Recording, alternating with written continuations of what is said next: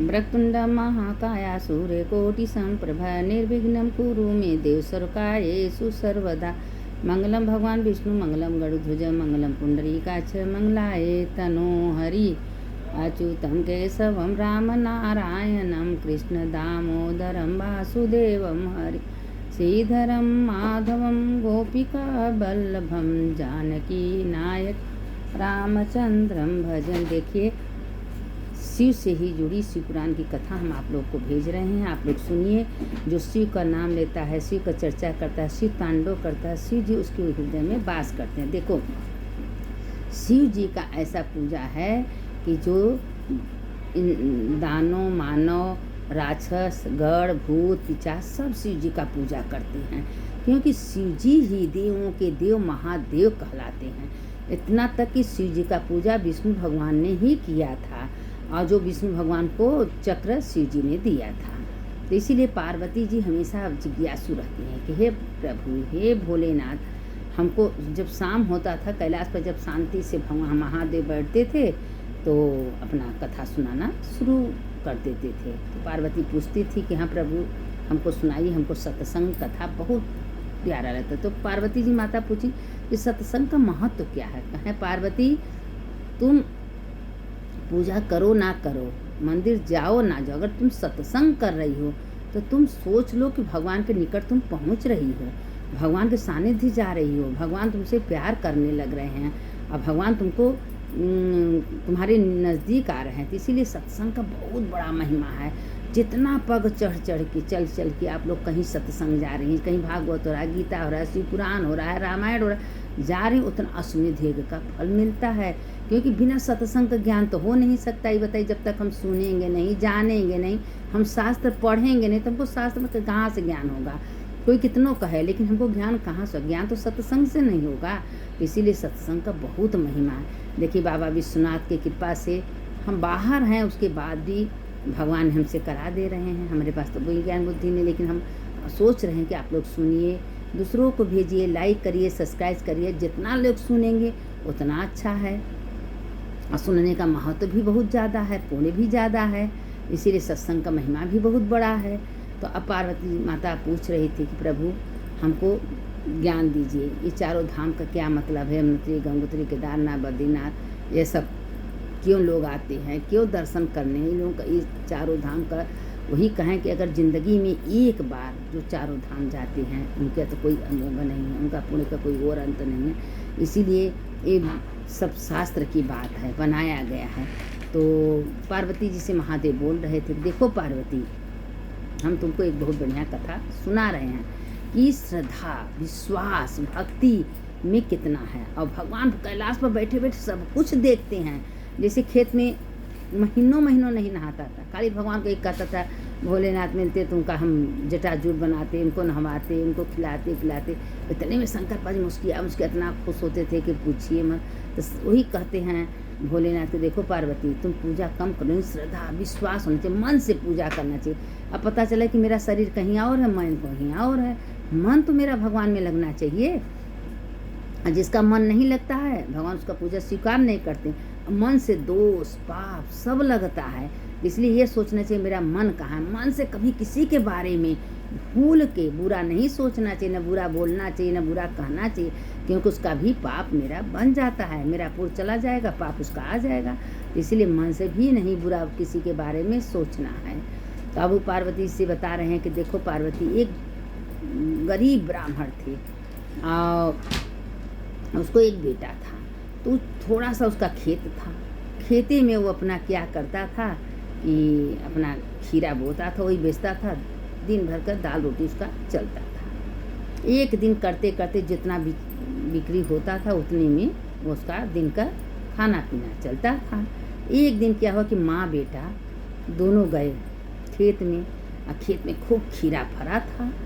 तोड़ के, बहुत ज़्यादा खीरा था, तोड़ के लाए। उस दिन एक खीरा का उसका बिक्री नहीं हुआ। अब दोनों को इतना टेंशन हो गया, इतनी चिंता हो गई कि हम क्या करें, कहाँ जाएं, किससे पूछें, आज हम लोग क्या खाएंगे।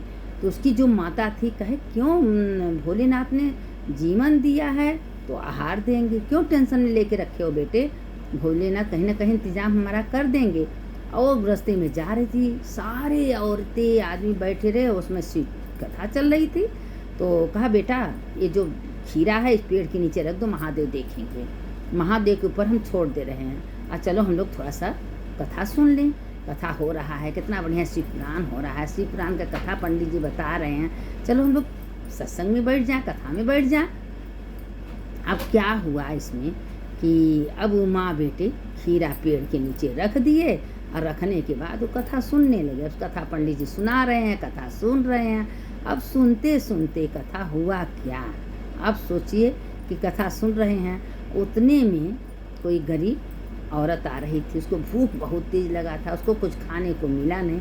अब उसका निगाह खीरा पर पड़ गया, तो अपने बेटे से कही जाओ देखो पीपल का पेड़ है, उसके नीचे एक बहुत बड़ा डलिया में खीरा भर के रखा, जाओ बेटा दो एक खीरा लाओ, खा ले, मेरा भूख मिट जाएगा। तो अब जाए के देख रहे, तो वहाँ देख रहे कि भोलेनाथ जटा जूट ले ले, रुद्राक्ष का माला पहने, गले में सर्प लपटाए वहाँ बैठे हैं। तो कहे नहीं माँ हम नहीं जा सकते, वहाँ तो महादेव बैठे हैं। कहे महादेव बैठे हैं? कह रहे तुम पागल हो, महादेव कहाँ, कहीं कोई दिखता तो नहीं, महादेव किसी को दिखते नहीं थे, जो वहाँ जाता था खीरा लेने उसी को दिखते थे, और महादेव कहीं दिखते ही नहीं थे। अब वो बड़े फेर में पड़ गया, तो 2 बार गया, दोनों बार भाग ही आया। कहे हमारे और इतना तेज आँख उलट के देखे कि हमको तो डर लग गया। अब उसके बाद उसकी माँ गई, कहे बैठो तुम, हम जा रहे हैं। देखिए कैसे नहीं मिलता, जब गई तो देख रही है खीरा, तो सोचो देखो वो भी महादेव को देखी, वो भी भागी भागी आ गई। कहे अरे हम तो सोचे यहाँ कोई नहीं है, सचमुच यहाँ महादेव बैठे हैं, खीरा देख रहे हैं, अब हम क्या करें, कैसे भूख मिटाएं। अब उसने अपना क्या कि बहुत भूखी थी, पानी पी ली। पीने के बाद जो माँ बेटे थे, जब कथा ख़त्म हो गया, निकलने लगे, आरती उरती लेके प्रसाद मिला था, प्रसाद खाए। तो कहें कि बेटा उसका कह रहा है माँ आज का तो प्रसाद मिल गया, पानी पी लिए, काम चला, कल क्या होगा। कहें क्यों चिंता करे हो बेटा, महादेव हैं ना, सारे दुनिया के माता पिता हैं। जब एक माँ छोटे बच्चे का ध्यान देती है, उसको कब भूख लगा है, कब प्यास लगा है, कब दूध पिलाना, तो महादेव हम लोग का चिंता करेंगे, आप चिंता मत करिए। कहें ठीक है माँ, ऐसे कहें। तब से उतने में जितने औरतें कथा सुन के निकली, सारे खीरा उसका खरीद ली। वो दिन रोज से 4 गुना बिक्री उसको हो गया। अब इतना माँ बेटे खुश हुई, इतना खुश हुई कि पूछिए मत। कहें माँ तुम सच कही हो कि जहाँ सत्संग हो, कथा हो, पुराण हो, वहाँ जाके बैठने से बहुत बिक्री होता है। माँ हमको तो पता नहीं था माँ कि वास्तव में तुम्हारी बात सच निकली माँ। हम लोग देखो भूखे थे, हम लोग के पास कुछ नहीं था, आज हम लोग कथा में जाके बैठ गए माँ, आज इतना हम लोग का बिक्री हो गया, इतना महादेव दयालु हैं। कहें बेटा जब तुम भगवान के प्रति जाओगे, भगवान को ध्यान धरोगे, भगवान का स्मरण करोगे, जहाँ कथा पुराण हो रही है वहाँ तुम जाओगे, तो भगवान तुम्हारा ध्यान नहीं देंगे। जब माता पिता अपने बच्चों को ध्यान देते हैं, मेरा बच्चा कब भूखा है, कब उसको खाना चाहिए, कब उसको दूध चाहिए, और सबकी आत्मा तत्व में वही परमात्मा का वास है। तो ये बताओ बेटा कि एक मामूली इंसान जब अपने बच्चे का इतना ध्यान दे, तो महादेव हैं, सारे संसार उनके बेटा बेटी हैं, तो क्या ध्यान नहीं देंगे। कहें हाँ माँ आपकी बात मान गए, इतना खुश घर गए। अब अच्छे से पैसा मिला, अच्छे से खेती गृहस्थी करने लगी, और खेती गृहस्थी करने लगे, उसे दुगना खीरा उसके खेत में होने लगा। अब माँ बेटा पूरा खीरा ले लेके बेचने लगी, अब 4 गुना आमदनी भी बढ़ गया, और उसके घर में सब कुछ होने लगा। और उसके बाद रास्ते में जाती थी तो जो खीरा थोड़ा बहुत बच जाता था, तो एक गौ माता थी, उसको पैर में चोट लगा था, उसको पट्टी उट्टी बांध के उसको खिला देती थी। और गौ माता, कुत्ता, ये सब जानवर क्या है, पोष मानने वाला है, थोड़ा सा तुम एक रोटी दे दो तो बहुत पोष मानते हैं। गौ माता को खिलाई, गौ माता पानी पिला दी। ऐसे करते करते कुछ दिन बीता। एक दिन क्या हुआ कि गंगा के किनारे गई, तो वो दिन उसको बिक्री नहीं हुआ, तो रोने लगी। तो गौ माता कहीं तुम चिंता क्यों की, हमको खीरा खिलाई हो, मेरा ध्यान रखियो, तो हम तुम्हारा ध्यान रखें, तुमको क्या चाहिए। तो कहें कि हमको कुछ नहीं चाहिए माता रानी, हम आपसे कुछ नहीं चाहिए, लेकिन हाँ हमारे घर में बस 2 समय का रोटी और खाने को चाहिए, और क्या चाहिए। जीवन में इंसान को क्या चाहिए, इंसान को 2 वक्त कपड़ा, 2 कपड़े, 2 समय भोजन। लेकिन हाय हाय सारा संसार मर रहा है, जो कि जानता है कुछ जाने वाला नहीं है, सब इसी जगह रह जाएगा। एक सुई लेके हम नहीं आए ना सुई लेके जाएंगे। सब इसी जगह मिला है, इसी जगह छोड़ देंगे। भगवान स्वयं गीता में कहे हैं, जो कल तुम्हारा था वह कल कोई और का होगा परसों। भगवान कहते हैं तुम अच्छे से अपना जीवन बिता लो, इंजॉय करो, जो भगवान ने दे रहे हैं खाओ पियो, दान धर्म करो, अच्छे कर्म करके मेरे पास आओ। आज तुम जो चीज़ यूज करो कल कोई और करेगा। उसकी बात लोगों को समझ में नहीं आता, हाय हाय कर रहे हैं। अरे भगवान मानुष तन दिए हैं, परमात्मा भगवान को पाने के लिए, सत्संग करने के लिए, अच्छे अच्छे कर्म करने के लिए, ऐसे नहीं गवाओ। यह एक बार मानुष तन चला जाएगा, पता नहीं 84 लाख जोन में कहाँ कहाँ लोग भटकेंगे। इसलिए बड़े भाग्य से मानुष तन मिलता है, इसका सदुपयोग करो। और जो इससे बूढ़ा का भगवान ने दिन लौटाए उसे सब कर। सुनने वाले की जय, सुनाने वाले। ये पार्वती जी से भोलेनाथ कथा सुनाते रहते हैं और पार्वती माता सुनती रहती हैं और सारे संसार के लोगों को देखते रहते हैं। ये भी देखती हैं कि सबके मन में क्या है, क्या लोग सोचते हैं। क्या आप चलते रहिए, काम करते रहिए, भगवान के स्मरण करते रहिए। सुनने वाले की जय, सुनाने वाले की जय। मंगल भवन या मंगलहारी, उमा जपत ही त्रिपुरारी। शंकर शंकर हर हर शंकर, शंकर शंकर जय जय शंकर। अच्युतम केशवम राम नारायणम, कृष्ण दामोदरम वासुदेवम हरिम, श्रीधरम माधवम गोपिका वल्लभम, जानकी नायकम रामचंद्रम।